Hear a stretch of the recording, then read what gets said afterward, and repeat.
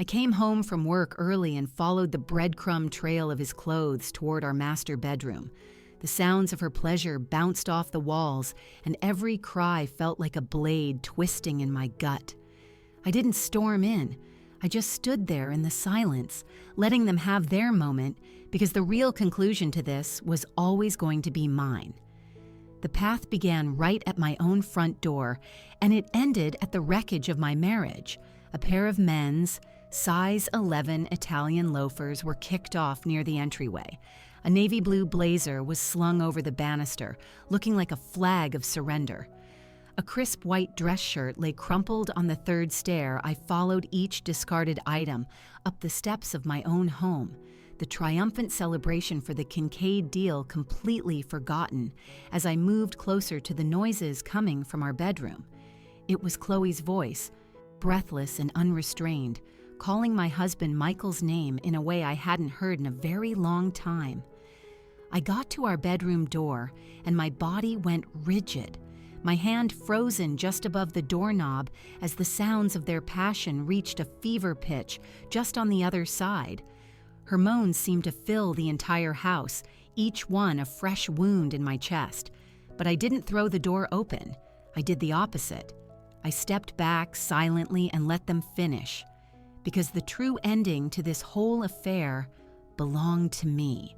My leather satchel slid off my shoulder, hitting the hall runner with a soft, heavy sound. Tucked inside were 2 bottles of vintage champagne, ready for a celebration toast for the Kincaid acquisition, the very deal that had just cemented my position as the youngest senior partner in the history of Sterling Croft.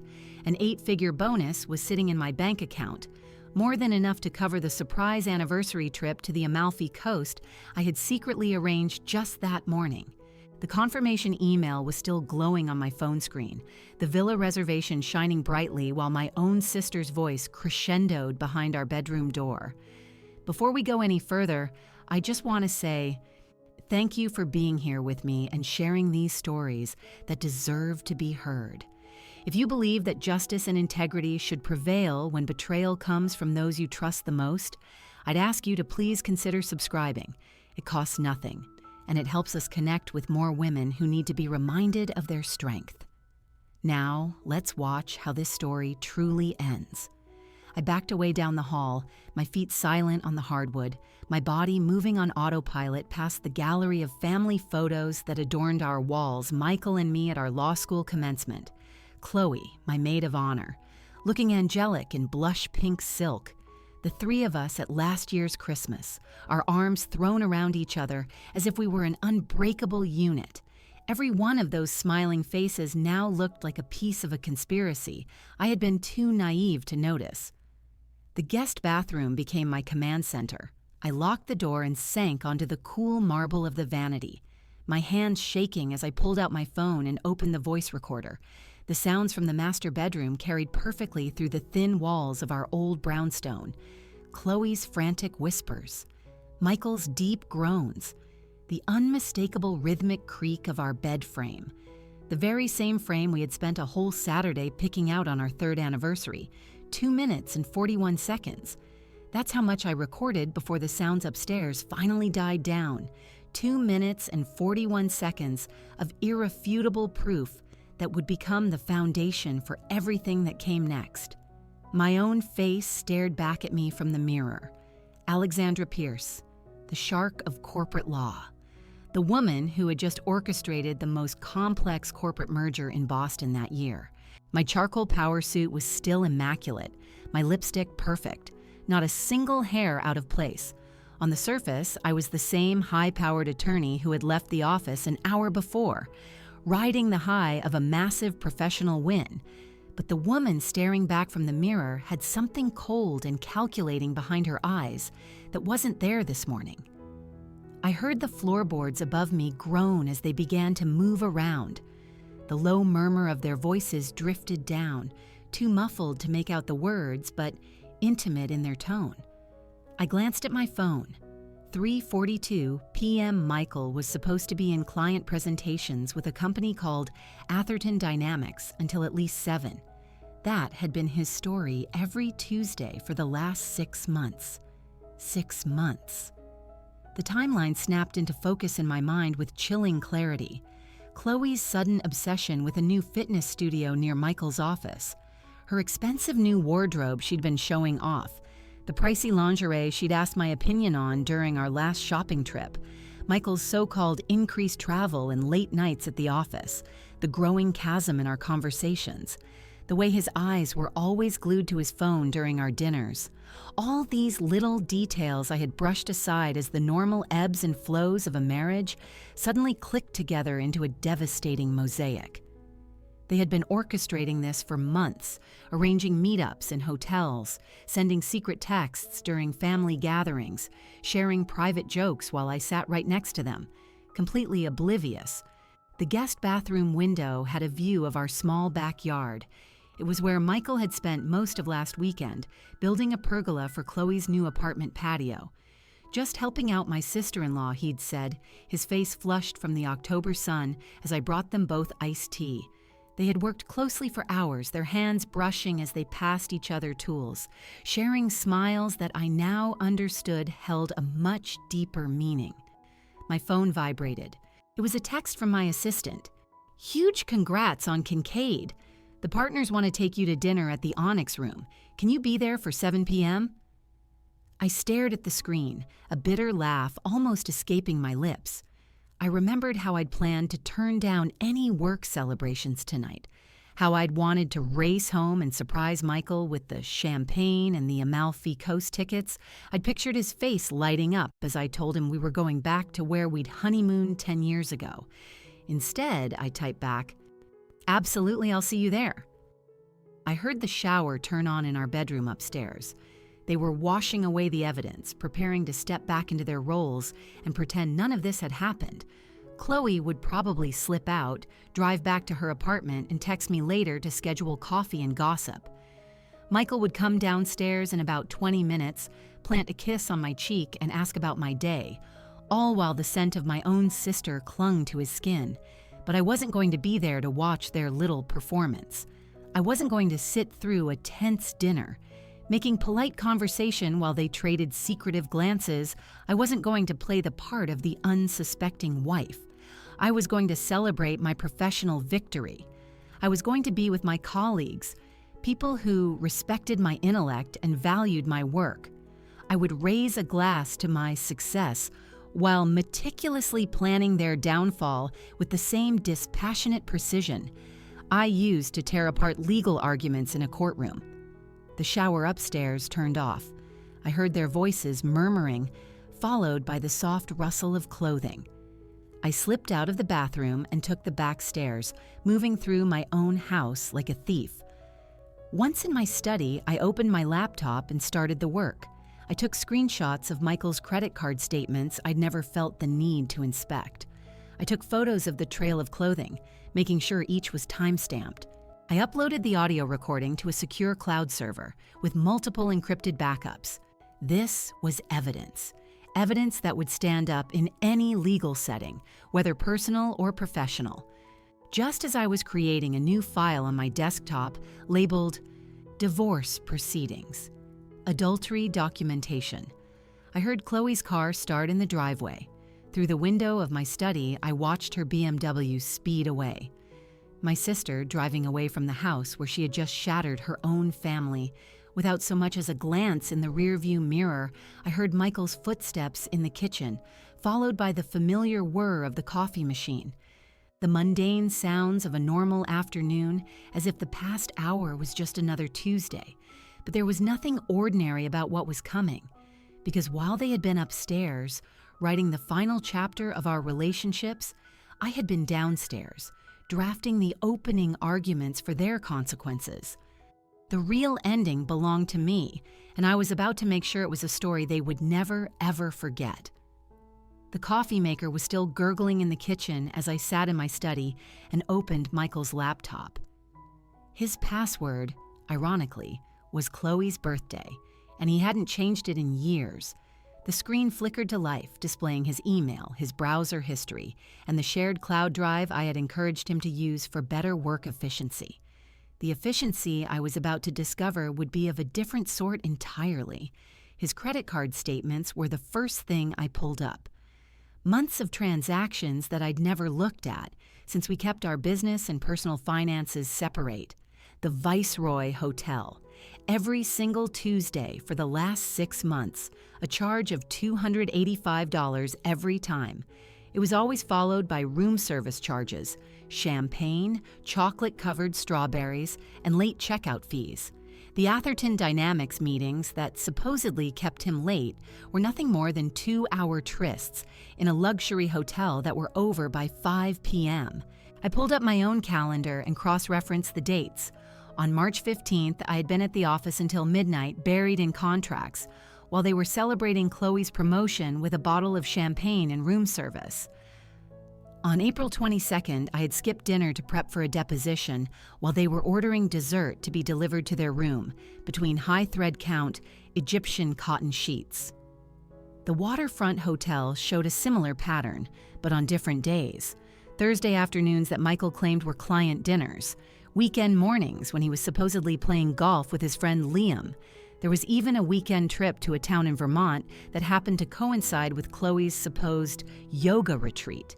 They had documented their entire affair through his expense reports and credit card statements. My fingers flew across the keyboard, taking screenshots with the cold precision of a paralegal building a case. I saved every image with a timestamp and categorized every receipt by date and location. 6 months of their lies, all neatly reduced to a digital paper trail that was completely irrefutable. Michael's browser history told an even more sickening story.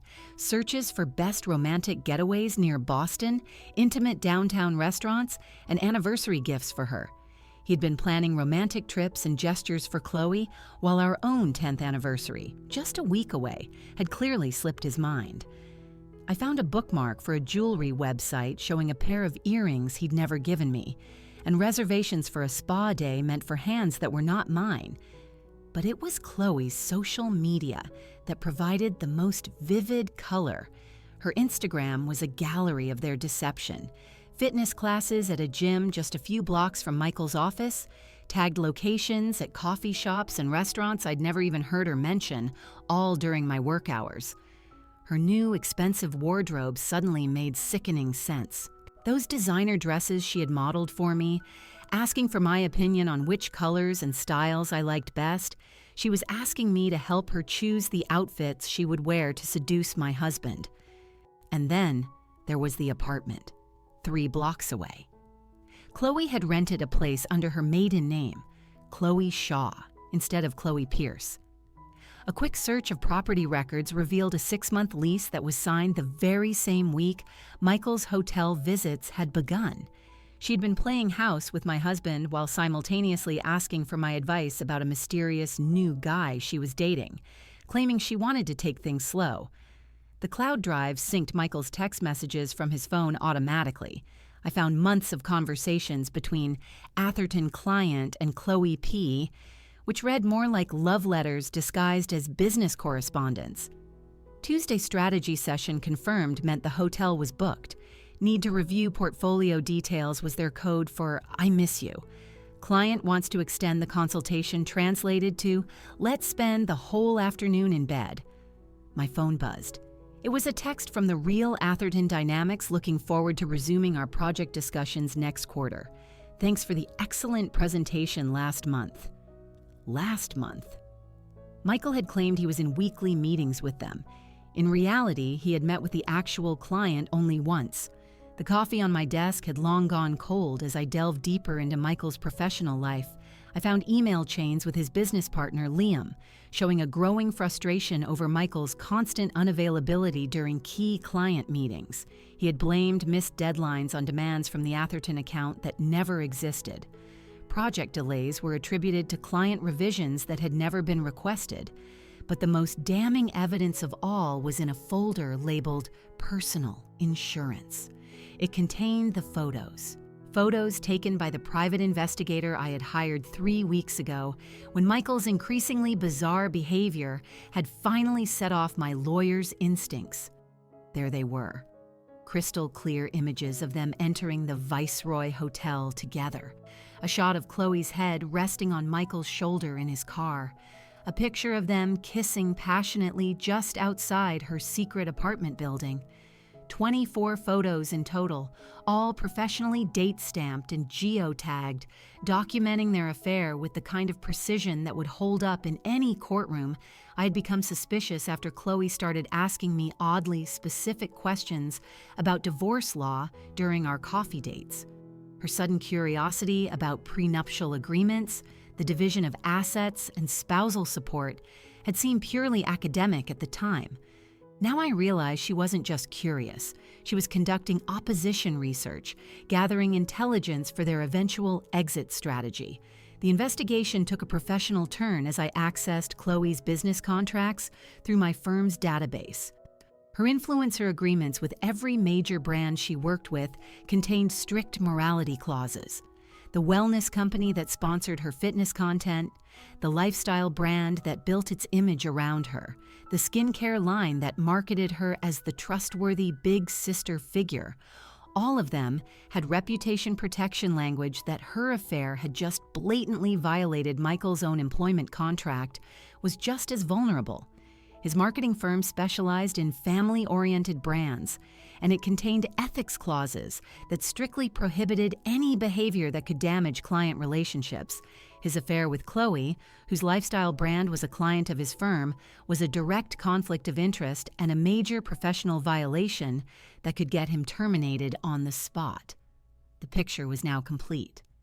Michael had compromised his professional ethics by having an affair with a client, creating a clear conflict of interest, and opening his firm up to potential lawsuits. Chloe had violated every one of her endorsement contracts by engaging in behavior that completely undermined her carefully crafted, family-friendly brand. Together, they had created enough legal and financial exposure to utterly decimate both of their careers. My laptop screen was now a mosaic of organized folders.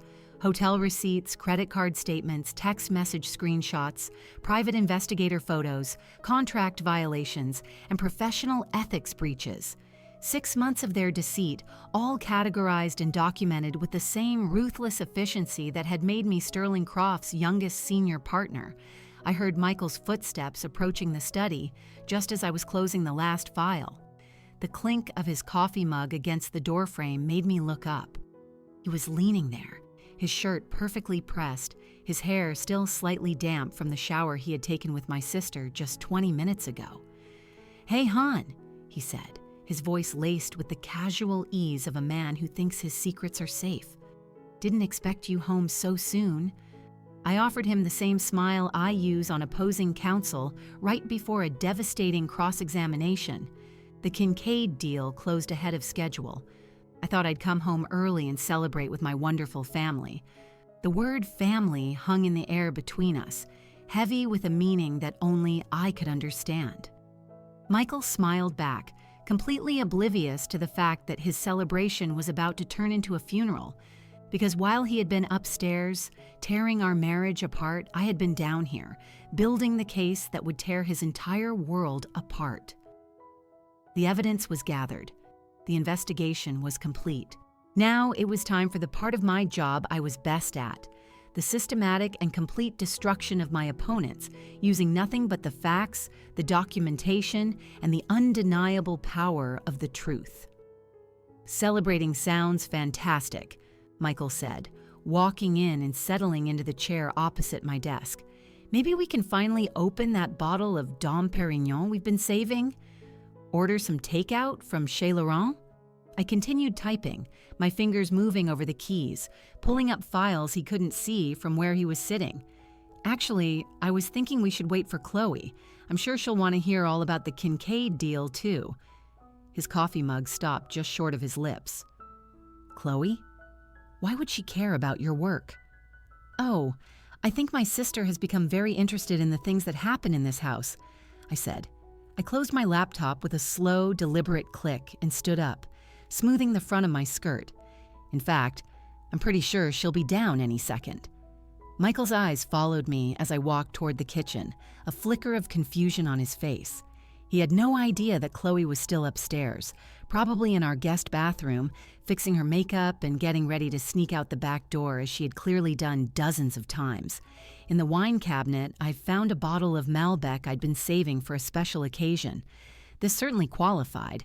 I uncorked it, letting the sound echo through the quiet house, and poured 3 glasses red wine felt fitting for the bloodbath that was about to occur. "Alex, you're being a little weird," Michael called out from the study. "Is everything all right?" "Everything is about to be perfect," I called back. I carried the wine glasses into the living room and set them down on the coffee table, arranged in a triangle, just like the toxic relationship they represented. I heard the floorboards creak upstairs.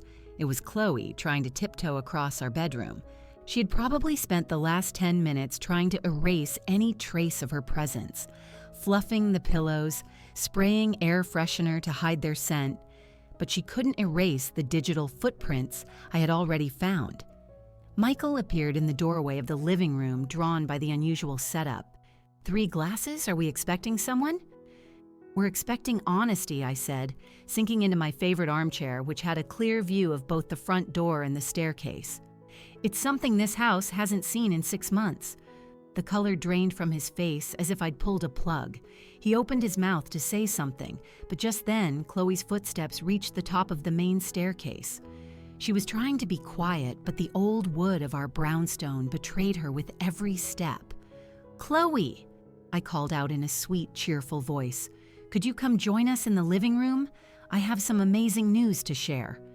The footsteps stopped cold. A tense silence hung in the house, stretching between all 3 floors like a tightening rope. Then, slowly, deliberately, Chloe's heels began to click down the remaining stairs. She appeared in the doorway, wearing Michael's white button-down shirt over her jeans. The shirt was obviously his, hanging loose and completely out of place on her. Her hair was messy, finger-combed but still tangled. Her lipstick was gone and her cheeks were flushed with a mixture of guilt and recent exertion. When she saw me sitting there calmly with 3 glasses of wine, her face went pale. "Alex," she whispered, my name sounding like a confession. "Hello, sister," I said. "I was just telling Michael about my incredible day. The Kincaid acquisition closed, so I came home to surprise my loving family." I gestured to the empty seats on the sofa. "Please, both of you, sit down. We have so much to talk about." Chloe's eyes darted from me to Michael, then to the front door. She was searching for an escape route that no longer existed. She was finally realizing that this wasn't a discovery. It was an arraignment, and I was the prosecutor. Michael was the first to speak, his voice strained. "Alex, we can explain. It's not what it looks like." "Really?" I picked up my phone and opened the audio file I had recorded an hour ago. The sound of Chloe, moaning Michael's name, filled the living room. It was crystal clear and utterly damning. I let it play for 10 seconds before I pressed stop, because it sounds exactly like what it looks like. Chloe collapsed onto the sofa as if her legs had given out. Michael stood frozen, his hands clenched into fists, his usual boardroom bravado crumbling into panicked desperation. "How long were you recording us?" he demanded. "Long enough," I said. "But honestly, Michael, I didn't need a recording." I picked up my laptop and opened it, turning the screen to show him the hotel receipts. The Viceroy Hotel, every Tuesday for 6 months, the waterfront for your Thursday client dinners. And of course, the apartment Chloe rented 3 blocks away under her maiden name.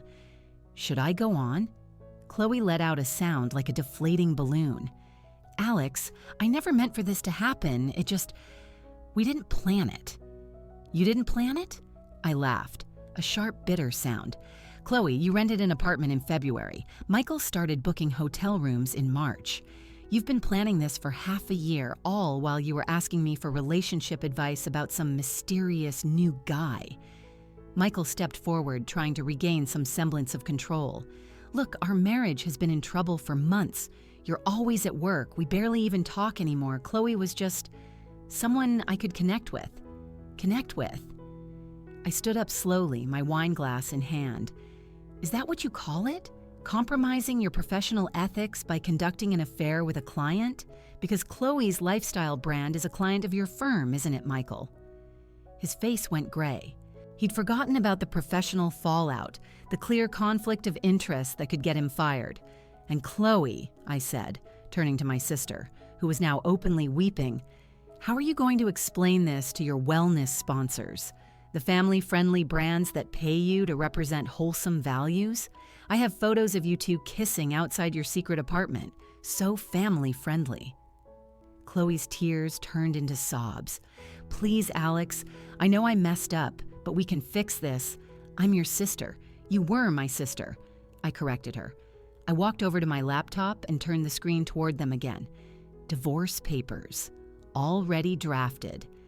Michael, you have 48 hours to pack your things and get out. The prenuptial agreement we signed is ironclad. The adultery clause voids any and all claims to my assets. Michael's hands were shaking. His charm was gone. Useless, Alex, please. Don't do this. We can go to counseling. We can work it out. Chloe, you are fired from our firm's marketing campaign. It's effective. Immediately, I'll be notifying all of your sponsors about your morality clause. Violations first thing tomorrow morning. I closed the laptop with a snap. Both of your careers are about to get very, very interesting.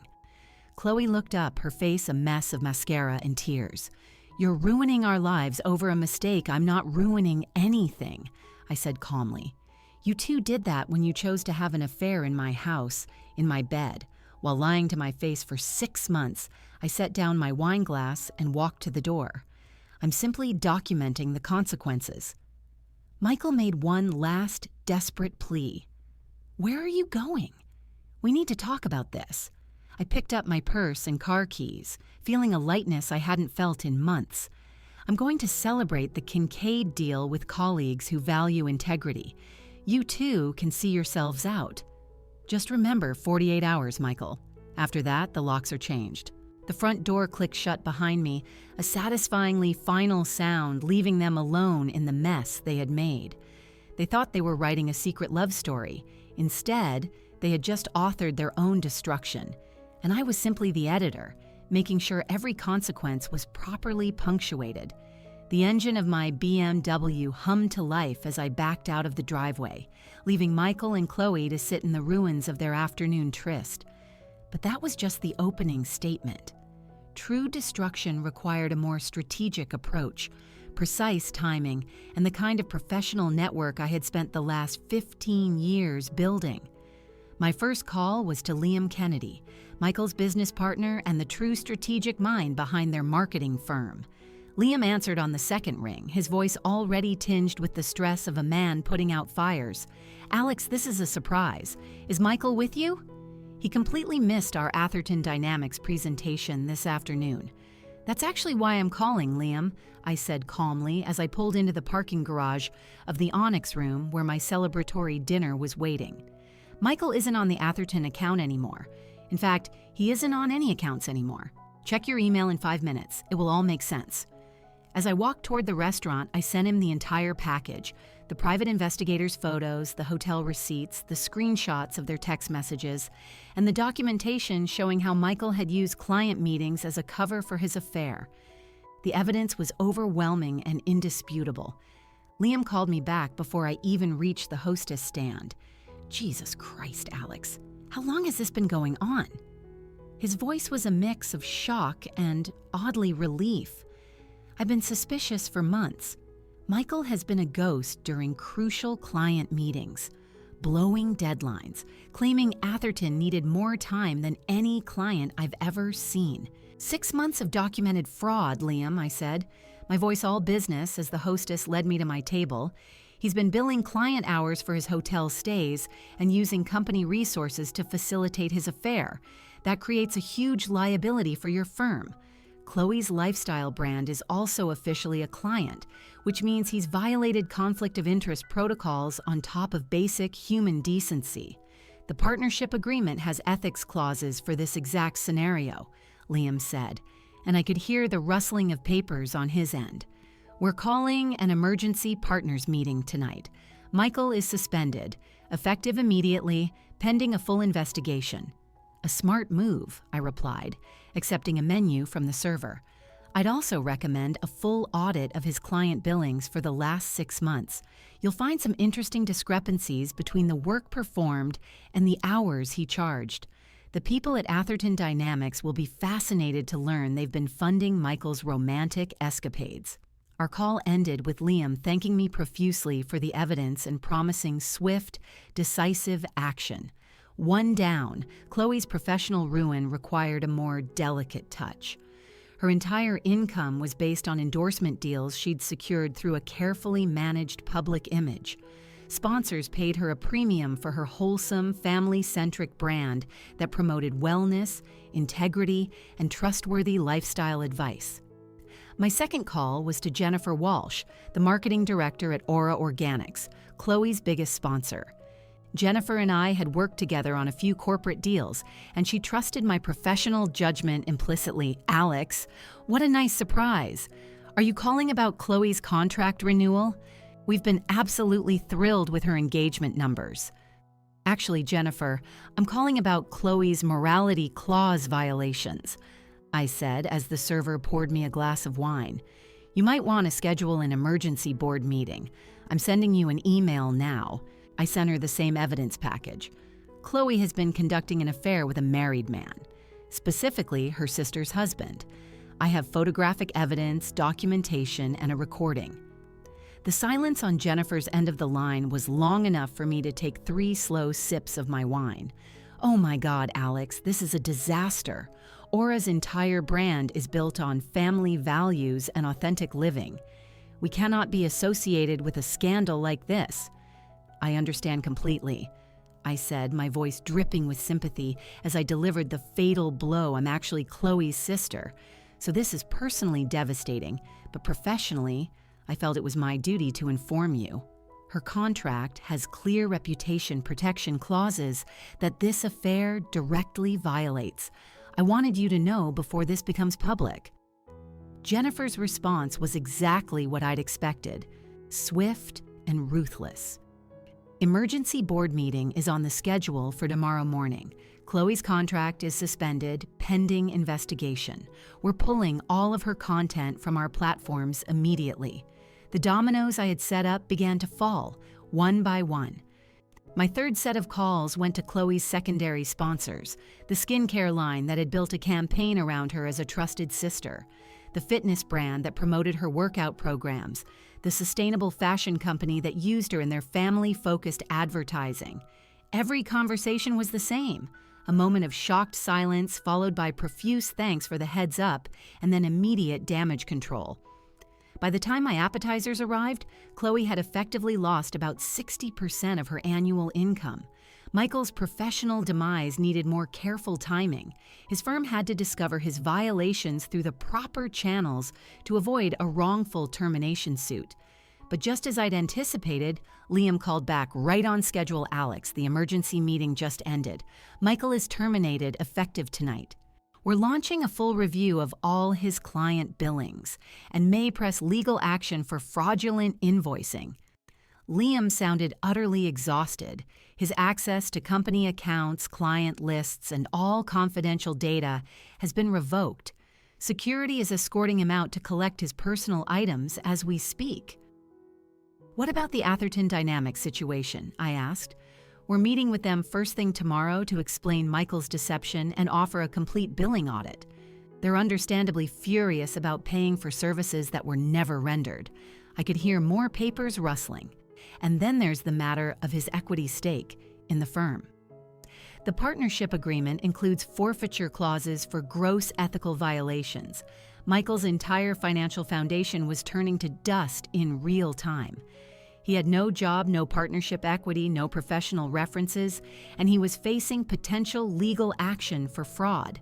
The man who had built his entire identity on being a marketing guru was about to become unemployable in his own industry. The final piece of the puzzle was managing the media. Boston's marketing trade publications loved a good scandal, but I had to control the narrative to protect my own reputation while simultaneously destroying theirs. My call to Sarah Mitchell at Marketing Weekly was perfectly timed. Sarah owed me a favor from a past merger case, and her publication reached every key decision-maker in Boston's marketing world. Sarah, it's Alex Pierce. I have an exclusive for you, a story about major professional ethics violations at Kennedy Associates. A senior partner has been terminated for client fraud, conflict of interest, and major billing irregularities. I gave her just enough detail to write a compelling piece without ever mentioning the personal drama. The story, focusing on a partner named Michael Pierce, who conducted affairs with clients while billing fraudulent hours, would run in the next day's digital edition. It would ensure that Michael's name was poison in the industry before he even had a chance to spin his own version of the story. Chloe's destruction hit the trade publications in a different way. The influencer marketing blogs quickly picked up the story of her morality clause violations and the mass termination of her sponsor contracts. Her professional reputation would be obliterated without my name ever being attached to it. My phone buzzed with texts as the news spread through our professional circles, colleagues expressing their shock over Michael's termination, marketing directors thanking me for the discreet heads-up, industry contacts quickly distancing themselves from both my former husband and my sister. The wine paired perfectly with my growing sense of satisfaction. While Michael and Chloe were likely still sitting in my living room, trying to make sense of their confrontation, their professional worlds were collapsing around them in real-time phone calls, emails, emergency meetings, contract terminations, and security escorts from their offices. They had thought their little affair was a private matter. Instead, it had become an industry-wide case study in self-destruction. Their reputations would never recover. The beauty of it was the cold, systematic precision of it all. There were no emotional outbursts, no dramatic scenes, just the methodical dismantling of their lives using the very professional networks they had worked so hard to build. Their professional lives were over. Now, for the interesting part, watching them try to survive the financial and social fallout of their choices, dinner ended with a dessert that was sweeter than anything the chef could have prepared. A series of text messages that documented the financial implosion as it happened. The first one arrived from Liam at 9:47 p.m., his words cold and corporate. Alex, partnership buyout has been calculated. The ethics violations triggered the lowest valuation clause. Michael gets $47,000 for 7 years of equity. All profit sharing has been eliminated retroactively. His client portfolio is being reassigned tomorrow. I'm sorry for the mess he made. $47,000. Michael had poured his entire adult life into that partnership, working 80-hour weeks and bringing in major accounts to earn his stake in the firm. In one afternoon, his affair had reduced 7 years of professional achievement to less than what most people make in a year. The financial penalty clauses in their partnership agreement were particularly severe, designed to protect the firm from exactly this kind of misconduct. They triggered a complete forfeiture of all profit-sharing bonuses, client commission residuals, and any future equity growth. Michael hadn't just lost his job.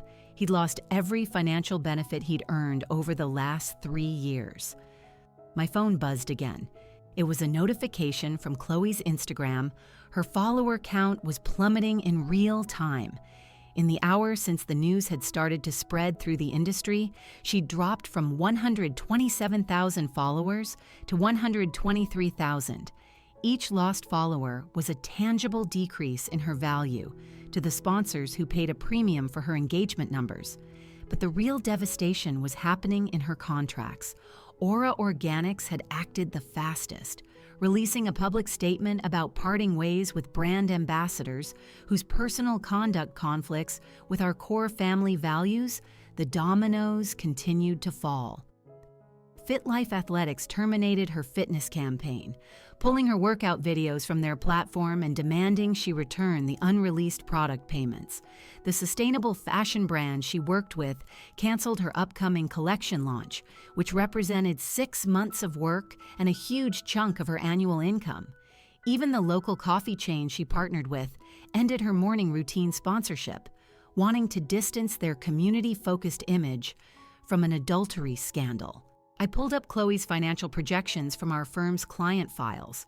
Her income had been substantial and diverse: $180,000 a year from primary sponsorships, another $75,000 from secondary partnerships, and about $45,000 from appearance fees and speaking gigs.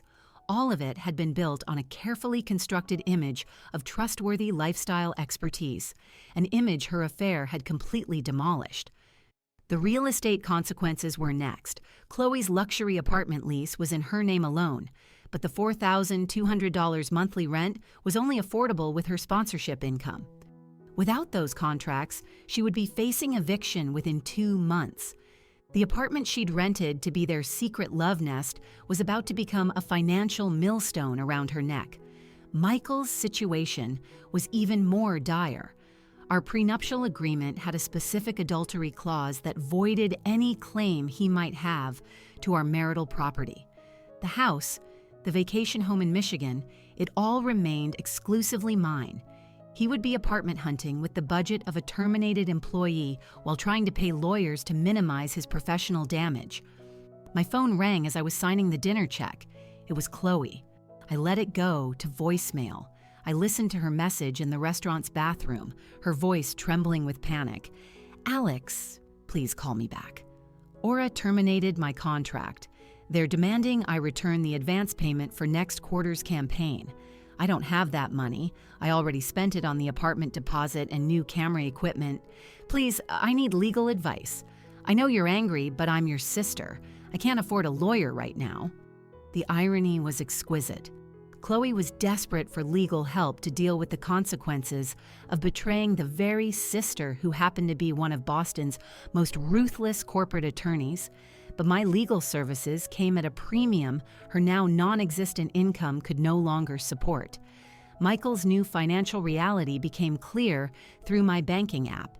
Our joint checking account showed a string of his desperate attempts to access funds that were no longer available. Declined charges at an extended stay Hotel A, rejected application for a new business credit line, failed transfers from accounts that required both of our signatures for any withdrawal. The prenup had been my idea 10 years ago, and Michael had protested, saying we should trust in love, not legal documents.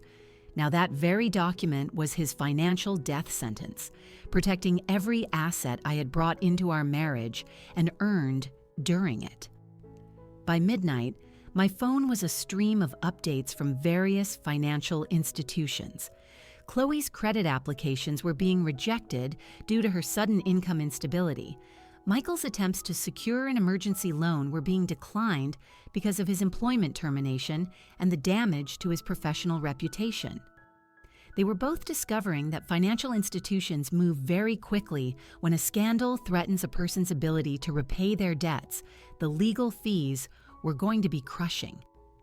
Michael needed an employment lawyer to dispute his termination, an ethics violation defense, and representation for the potential fraud charges from his billing. Chloe needed a contract lawyer for her multiple breach notifications, plus a reputation manager for her PR crisis. Top-tier attorneys charge between $500 and $800 an hour for this kind of damage control. Michael's case alone would easily generate $50,000 in legal fees before it was over. Chloe's contract disputes could cost her $75,000. Combined, their legal bills would be more than what many people earn in 2 years. Meanwhile, I was handling my own divorce proceedings personally, saving myself attorney fees while ensuring every detail protected my interests. The irony was not lost on me. They needed expensive legal help to deal with consequences that I was creating using my own legal expertise. The destruction of their credit ratings would be equally devastating. late payments, defaulted endorsement advances, employment termination notifications, all of it would hit their credit reports within 30 days. Their scores would plummet from excellent to subprime, making it exponentially more expensive for them to get future apartment leases, car loans, or business opportunities. Michael's professional references were already gone. Liam had confirmed that their firm would provide only basic employment verification, with a note about ethics violations in his file. There would be no glowing recommendations, no positive character references, and no professional networking support for his job search. Chloe's situation was even worse as her entire career depended on her public reputation. Influencer marketing requires brands to trust that an audience will respond positively to their sponsored content. Her association with an adultery scandal made her toxic to family-friendly brands, which made up about 90% of her market. The overnight financial collapse was staggering. Just 24 hours ago, Michael and Chloe had been successful professionals with bright futures tonight. They were unemployed, facing legal bills they couldn't afford, with destroyed credit and toxic professional reputations. Their affair had cost them everything they had worked for years to build, and this was just the start. The legal, financial, and professional repercussions would continue to ripple through their lives for years to come. The real ending to this story was being written in their bank account balances, their credit reports, and their employment applications. While they had been writing love letters, I had been writing their financial obituaries with the same precision that had made me Boston's youngest senior partner money talks, and their bank accounts were screaming about the true price of betrayal. The most difficult call was the one I made at 6:43 a.m. the next morning, before my parents could hear about Chloe's scandal from anyone else. My mom answered on the first ring, her voice bright and full of an energy that I was about to snuff out. "Alex, honey, you're up early. How was the Kincaid celebration last night?" I sat in my quiet kitchen, the coffee growing cold in my mug, staring at the family photos on our refrigerator as I prepared to destroy everything they represented, Mom. "I need to tell you something about Chloe and Michael. Can you please sit down and put Dad on speaker?" The silence on the other end was long enough for me to hear their bedroom door close, and their footsteps moving downstairs. I heard the scrape of kitchen chairs on their tile floor. 23 years of marriage had taught them to recognize the sound of a crisis in their daughter's voice. "We're both here, sweetheart," my dad said, his voice carefully controlled, the voice of a man bracing for bad news. "What's wrong?"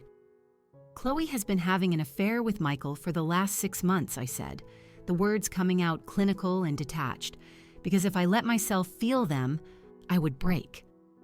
"I came home yesterday and found them together in our bedroom. Their relationship is over. Michael is moving out, and Chloe is no longer a part of our family." My mother's gasp turned into a sob that traveled through the phone like a physical blow. My father's silence was even worse. It was the kind of quiet that comes from a man processing a level of rage and disappointment that words can't touch. "Oh God, Alex. Oh God, no," my mom's voice cracked. "Not Chloe. She wouldn't. She couldn't." "I have photos, Mom, recordings, hotel receipts, 6 months of documented proof. She rented an apartment 3 blocks from my house specifically for this." When my dad's voice finally came, it carried 30 years of paternal authority that had been reduced to ash. "Chloe is no longer welcome in this house. She is no longer welcome at family gatherings. As far as I'm concerned, we have one daughter now." The finality in his tone was shocking. Dad had always been Chloe's biggest defender, the one who championed her impulsive choices and her creative career. But adultery with her sister's husband had crossed a moral line he would not forgive. "What about Christmas?" my mom whispered, and I could just picture her, looking around their decorated home, already calculating which family traditions would die along with Chloe's place in the family Thanksgiving. Her birthday? "We'll make new traditions," I said firmly, "ones that don't include people who destroy families for their own amusement." The call ended with promises to talk later. after they'd had time to process the news, but I knew our family dynamic had been permanently altered. We'd been a family of 4, and now we were 3, and the empty space where Chloe used to be would be a constant, painful reminder. My phone buzzed with a text from Chloe's 16-year-old daughter, Madison. "Aunt Alex, why are all of Mom's brand deals getting canceled? Kids at school are spreading rumors about her online. What's going on?" Madison and her 14-year-old brother, Tyler, had built their own small social media followings, leveraging their mother's lifestyle brand. Colleges had been scouting Madison for their social media marketing programs. Impressed by her authentic content, Tyler's gaming channel had attracted sponsors who valued his connection to Chloe's family-friendly audience. All of that was gone now. Madison's college prospects would be tarnished when admissions officers Googled her family name. Tyler's sponsors would distance themselves from any association with Chloe's scandal. The children were now paying the price for their mother's choices in ways they couldn't yet understand. I didn't reply to Madison's text. How do you explain to a teenager that her mother has destroyed her opportunities along with her family? Michael's mother called while I was driving to the office, her voice shaking with shame and apology. Margaret Pierce had raised her son to be better than this, and she had instilled values in him that should have prevented this exact kind of betrayal. "Alex, I am so sorry. I am ashamed of my son. I don't know how he could do this to you, to his marriage, to Chloe's family." Her words came through tears that sounded like they had been flowing for hours. "I failed as a mother somewhere." "You didn't fail, Margaret," I said, keeping my voice gentle. Michael's parents didn't deserve to be punished for their son's lack of a moral compass. Michael made his own choices as an adult. But I hope you can understand why I can't continue our relationship going forward. Of course you can't. Will you? Will you let me know if you need anything? I know Michael's father's business connections are already distancing themselves from our family. Everyone in our social circle knows by now. The Pierce family's reputation had become collateral damage in Michael's professional implosion. His father's golf partners were canceling their games. His mother's charity board positions were becoming awkward. As the other members whispered about her son's scandal, Michael had managed to contaminate his entire family's social standing with his affair. The personal cost became clearer as our mutual friends began to choose sides, Sarah and Mark Patterson, a couple we'd been friends with for 8 years. Called that afternoon with a careful neutrality that fooled no one, "Alex, we heard about you and Michael separating," Sarah said, her voice artificially bright. "We just want you to know we're here for both of you during this difficult time." "Both of us?" I laughed bitterly. "Sarah, Michael had an affair with my sister in my house for 6 months. There are no both sides to support here." The silence that followed told me everything I needed to know. Sarah and Mark were the kind of people who valued social harmony over moral clarity, who would rather suggest forgiveness and moving on than acknowledge the depth of the betrayal. Other friends, however, responded differently. Jennifer Walsh, from my law school class, called within hours of hearing the news, her voice blazing with righteous anger. "What can I do? Do you need a place to stay? Should I have him killed? I know people." Her fierce loyalty was a reminder of why true friendships survive a crisis, while superficial ones fall apart. Chloe can go straight to hell, and Michael can drive the bus. The friend audit was brutal, but it was clarifying. The couples who prioritized marriage preservation over justice slowly stopped inviting me to gatherings that might include Michael. The friends who understood the true nature of betrayal rallied around me with offers of support, spare rooms, and character assassination services. The holiday traditions would be the hardest part. Thanksgiving at my parents' house had always been a chaotic, perfect affair, with Chloe's dramatic stories, Michael's terrible jokes, my mom's overcooking, and my dad's football commentary. Christmas mornings, birthday celebrations, summer barbecues, every family tradition was now haunted by the ghosts of relationships that no longer existed. I spent that evening alone in my house, walking through rooms that Michael would never occupy again, looking at family photos that would have to be put away, the guest room where Chloe used to sleep, the kitchen where she had helped me cook countless meals, the back deck where Michael had grilled burgers while we planned a future that no longer mattered. The grief hit me with an unexpected intensity. I had lost more than just a husband and a sister.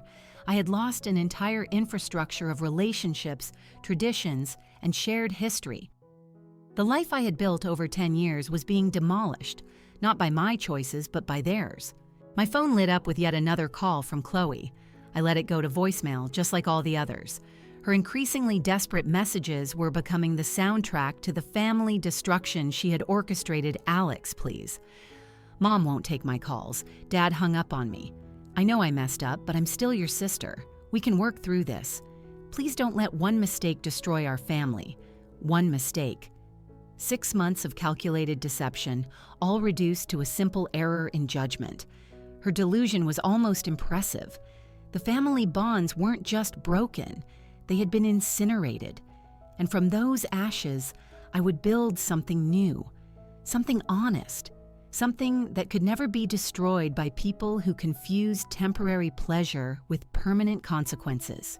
3 months later, I discovered that revenge is a dish best served with morning coffee and a side of LinkedIn notifications. Michael's profile updates had become my secret guilty pleasure. Each new career milestone was another step down the ladder he had once climbed with such arrogance. Michael Pierce Seeks New Opportunities in Digital Marketing appeared on my feed like a desperate prayer. His old title, Senior Partner at Kennedy Associates, had been quietly replaced with Marketing Professional with extensive experience. The company he had co-founded was now erased from his professional history, as if their 8-year partnership had never existed. His job applications were being rejected faster than Liam could find candidates to fill his old role.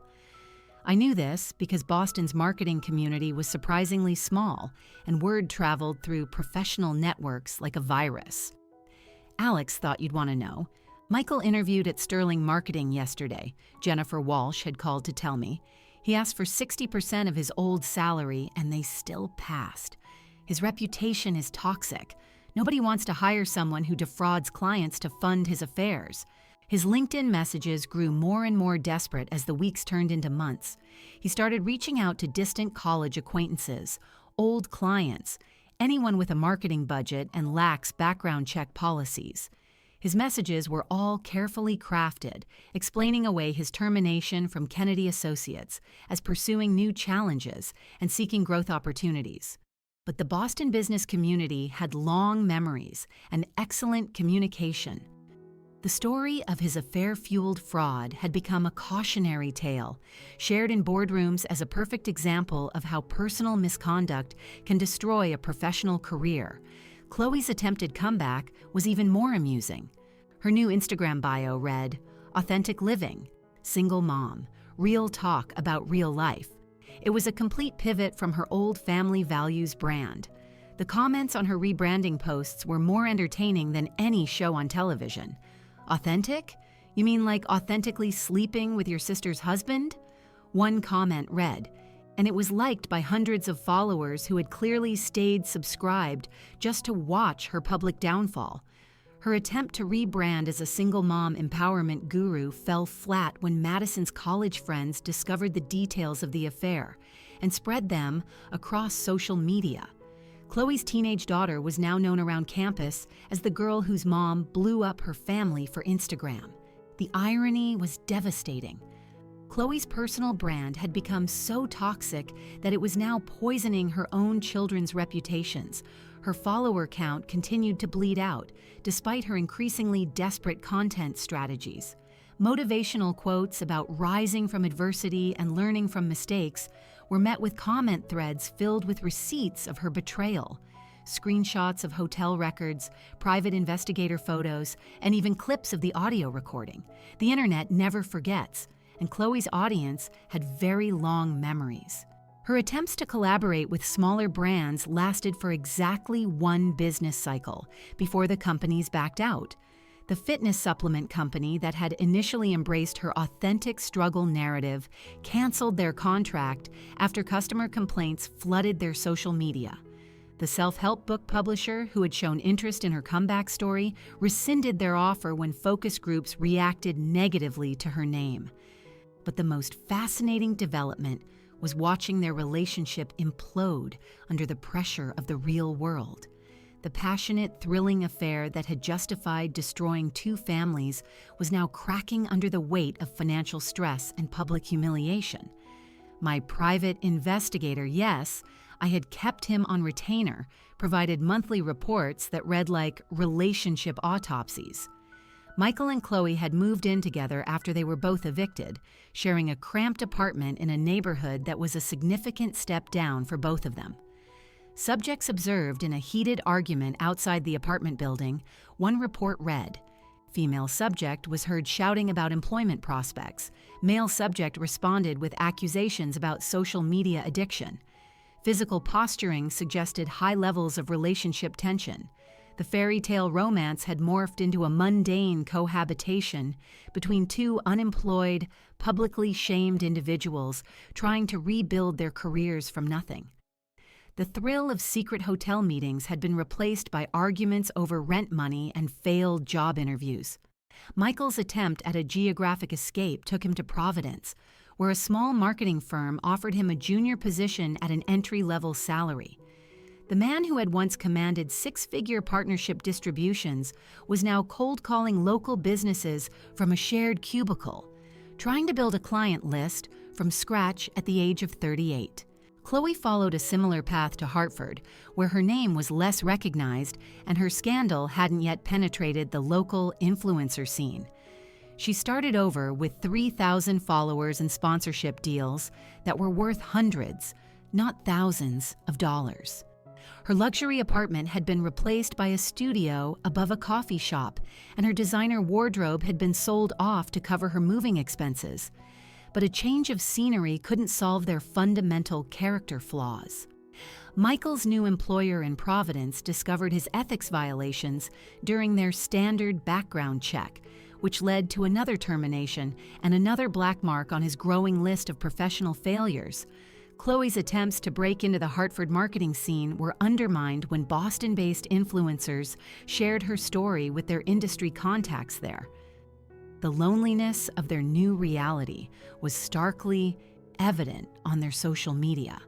Michael's Facebook, once filled with photos of networking events and client celebrations, had gone silent. Chloe's Instagram stories showed solitary meals and empty weekends. The vibrant social life she had once documented was now just a lonely exile. Our former friends and colleagues kept a careful distance, protecting their own reputations. The dinner invitations stopped. The holiday party guest lists no longer included their names. Professional networking events became minefields where their very presence could damage the reputations of other attendees. I received updates through mutual acquaintances who took a guilty pleasure in sharing their continued downfall. Sarah Patterson, despite her initial neutral stance, couldn't resist reporting on Chloe's failed attempt to rebuild her social circle. She showed up at Jennifer's birthday party uninvited, Sarah whispered to me during a chance encounter at Starbucks. Everyone just stopped talking when she walked in. The silence was brutal. She left after 10 minutes. Michael's professional isolation was even more complete. Liam had effectively blacklisted him from industry events, warning other business owners about his history of ethics violations and fraud. The marketing community that had once competed for his expertise now actively avoided any association with his tainted name. Their relationship, now stripped of its exciting secrecy and forbidden passion, was deteriorating into a cycle of mutual blame and resentment. The same two people who had risked everything for stolen moments in hotel rooms were now trapped together by the consequences of their choices, watching each other fail to rebuild the lives they had so carelessly destroyed. The thrill was gone, replaced by the grinding reality of unemployment, social exile, and the permanent consequences of temporary pleasure. Their love story had become a cautionary tale, and they were living out the unhappy ending in real time. From my comfortable distance, I watched their world continue to burn, fascinated by how completely they had underestimated the long-term cost of their short-term gratification. The real ending was still being written, one failed job application and one lost friendship at a time. The terrace of the Villa Rosmarina overlooked rolling hills that disappeared into the horizon, all painted gold by the same Tuscan sunset I was supposed to be sharing with Michael exactly 1 year ago. Instead, I was sitting here alone with a glass of Brunello, celebrating the most liberating anniversary of my life. The reservation I had booked with naive hope had become a declaration of my independence, a solo journey that proved my happiness never required his participation. My new morning routine had become a form of meditation. I'd have coffee at dawn on the villa's stone terrace, watching the mist rise from the vineyards while I read through emails from clients who respected my integrity. The silence here was different from the loneliness I had braced myself for. This was a peaceful, intentional quiet, a state I had chosen, not one that had been imposed on me by betrayal. My phone buzzed with a notification from Sterling Croft Partnership Promotion confirmed. Senior Managing Partner, effective January 1st. Congratulations, Alex. It was the promotion I had earned, not in spite of the crisis, but because of it, my colleagues had recognized that a person who could handle such personal devastation with such professional precision was exactly the kind of leader they wanted for their firm. The irony was beautifully complete. Michael and Chloe's affair had inadvertently launched my career to heights I might never have reached otherwise. Clients now specifically requested the attorney who had systematically dismantled her own husband's professional reputation while keeping her own record spotless. My crisis management skills had become legendary in Boston's legal circles. Alex Pierce doesn't just win cases, potential clients would say she destroys her opposition so completely that they never recover. The Kincaid acquisition was now a footnote, overshadowed by the masterclass in strategic destruction I had delivered to my own family. New business inquiries came in daily from executives facing their own betrayals, all wanting representation from someone who understood that legal warfare required not just professional skill, but personal steel. My billing rate had increased by 40% since the divorce, and my calendar was booked solid for the next 6 months. The villa's infinity pool reflected the first stars emerging in the evening sky as I scrolled through the messages I'd been avoiding. Chloe's name appeared again and again in my blocked calls list, her desperation growing with each failed attempt to reach me. Her final message had arrived that morning, timed perfectly to interrupt my peaceful breakfast. Alex, I know you probably won't read this, but I need you to know how sorry I am. Not for getting caught, but for what I did to our family. I destroyed everything beautiful in my life for something that meant nothing. I know you can't forgive me, but please know that I love you and I'm sorry I read it twice, feeling nothing but a mild curiosity about her current situation. The private investigator's last report indicated that Chloe was working in retail in Hartford. Her influencer career now permanently buried under the weight of her scandal. Michael was selling insurance in Providence, his marketing expertise rendered worthless by his ruined reputation. My finger hovered over the delete button for exactly 3 seconds before I pressed it. Some apologies arrive too late. Some bridges are burned too completely to ever be rebuilt.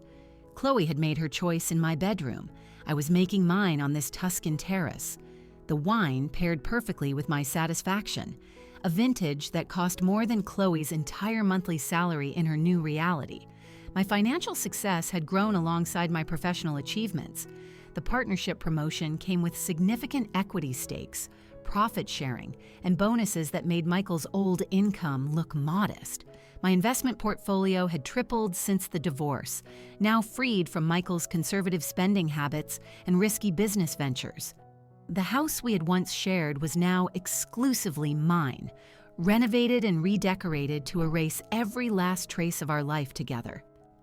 The guest bedroom where Chloe used to stay was now my home office, the place where I planned the legal strategies that built my reputation by destroying my opponents. But the real transformation was internal. The woman who had stood frozen in her own hallway listening to betrayal through a bedroom door had evolved into someone who controlled narratives instead of being controlled by them. The crisis had revealed a strength I never knew I had, a precision I'd never needed to develop, and a ruthlessness I'd never had the opportunity to exercise.